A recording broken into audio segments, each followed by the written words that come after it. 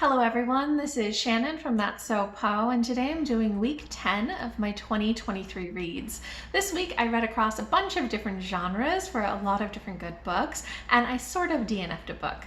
Timestamps and content warnings are in the description box below. First, I read How to Order the Universe by María José Ferrada, translated from Spanish by Elizabeth Bryer. So the other week I had read How to Turn into a Bird and I thought it was absolutely fantastic. So I went ahead and picked up Ferrada's first book, How to Order the Universe, and it was just as good. I absolutely loved this book. Just like the other one, it has incredible writing. I think it's so lovely. I think the translation is incredible. It's just incredibly immersive and atmospheric. And this one also has sort of a child narrator. This is about a girl who's 7 years old in the 1980s in Chile, whose dad is a traveling salesman, and she ends up skipping school to go along and kind of accompany him and help him sell things. And she sort of understands the world around her and builds this philosophy based on the hardware catalog of what her dad is selling. It's absolutely just such a beautifully written story, and I loved both of these so much that I've decided to do like a dual review. So that'll be up in the next week or so. I love this. I gave it 5 out of 5 stars and I highly recommend it. Next, I read A Comb of Wishes by Lisa Stringfellow. This is a contemporary fantasy middle grade set in a Caribbean island following a little girl who is collecting kind of sea glass on the ocean side one day to make jewelry, and she finds in a cave an old box that has a comb inside, and it turns out that this comb belongs to a mermaid, and mermaids are very powerful magical creatures, and in order to get this comb returned to her, the mermaid is willing to grant a wish, although maybe the wishes are not as straightforward as they seem. This story has really amazing mythology. Like, I love the way that kind of Caribbean folklore is mixed into this. It also has, kind of like with a lot of the best contemporary middle grade, it has a lot that is focusing on issues like family issues and emotional issues. The main character is struggling with some different emotions and trying to figure out how to deal with that.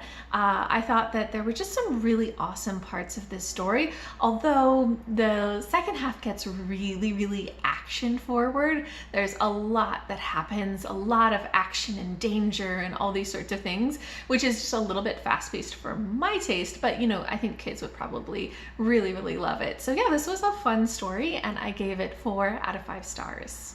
Then I read Pregnant by the Playboy by Jackie Lau. This is a contemporary romance about Vince, who is a playboy. He is somebody who had a tech company that he sold for a ton of money, and since he was really burnt out after that, he decided to just dive into hedonism and just has been going to parties and drinking and doing all of these things for years.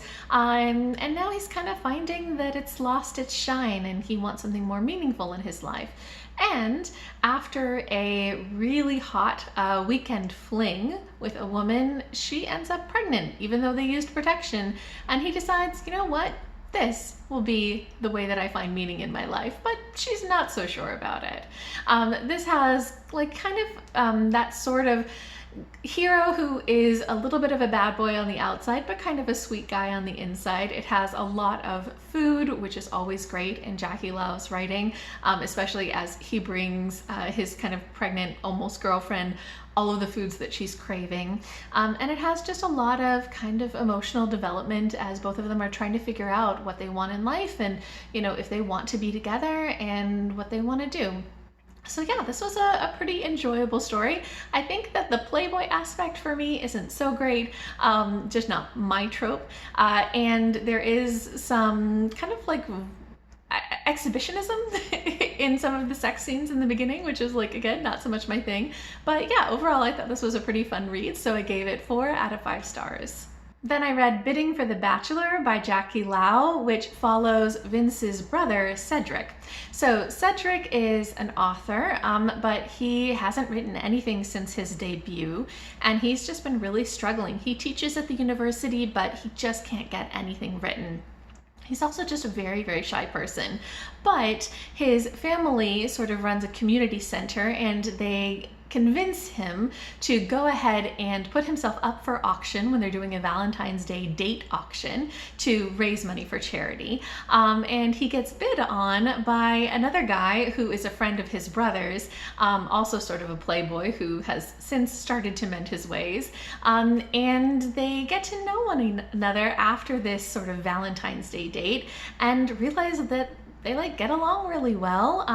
They're not looking necessarily to have a relationship at the beginning, but since Cedric needs a new apartment, they get to become roommates and start to get to know one another. So this is like a very slowly unfolding sort of friends to lovers story about these two guys who just are there to support each other and believe in each other. It's got a lot of sweetness. I think at times it is a little bit serious. Like I like Jackie Lau's like more lighthearted ones a little bit better, but it was just so gentle. Both of the guys were so sweet, and the Cedric's grandma in this is absolutely hilarious. So yeah, this was a really fun read, and I gave it 4.5 out of 5 stars. Next, I read The High Desert by James Spooner, which is a graphic memoir of Spooner's experience when he was a teenager living kind of in California in the desert, so a very small town, and being a kid who was, Black. His mom is white, but his dad is Black, and he is obviously not white to the kids in this very racist town, who is sort of exploring his identity and getting into punk and sort of understanding what punk really is and how that fits into his life and who he wants to be. This is very much that coming of age story, and it's got a lot of teenage angst, just anger at the world and rebellion. The kids that he gets caught up with are very interesting. The Nazis in that town are really interesting, and I mean, this is all stuff from his life, so it's kind of intense at times. But I think that the art style was quite good, and I think that the way that Spooner sort of explores his growth into an activist, into kind of like a punk activist as an adult is really interesting, but it was hard to go through just sort of those younger phases of him where he was just constantly thinking about girls, objectifying women, and like just obsessing over things like that, like when will I get a girlfriend, that kind of thing. It was just like, it was a lot to be in a young teenage boy's head, but it was just very interesting, this idea of, how he grew into punk and what that meant to him and how he dealt with the racism around him and all of these sorts of things, and the complicated relationships with his parents. And yeah, so I thought that this was a pretty good graphic memoir, but definitely some content warnings for it. I gave it 4 out of 5 stars. And then I read High Spirits by Camille Gomera-Tavarez, which is a YA collection of short stories that are interconnected about different family members for this Dominican family, some of whom are diasporic and live in the US, that has a very heavy focus on sort of like magical realism and things happening. It is kind of literary in feel, even though it's YA, and it's got kind of a heaviness to it. But it has a lot of beauty as well. Just some of this magic and some of the characters. I think that it's maybe a little bit heavier than I like. And sometimes I got a bit confused as to what was going on, because sometimes the magic was just very atmospheric, but you couldn't quite hold on to what exactly was occurring. So yeah, it was a very interesting collection of short stories about these different family members, and just a really curious thing to be published for a YA audience. So I thought that was really interesting, and I gave it 3.5 out of 5 stars. And then lastly, I did sort of DNF something, which was Asesinato en el Orient Express by Agatha Christie, translated into Spanish by Eduardo Machado Quevedo.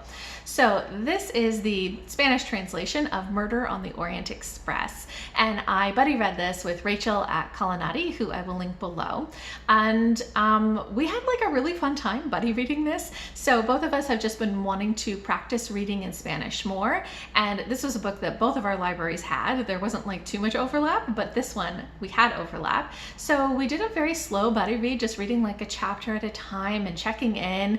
And I am very familiar with the story of the Murder on the Orient Express because I've seen multiple movie adaptations, but I've never read the book.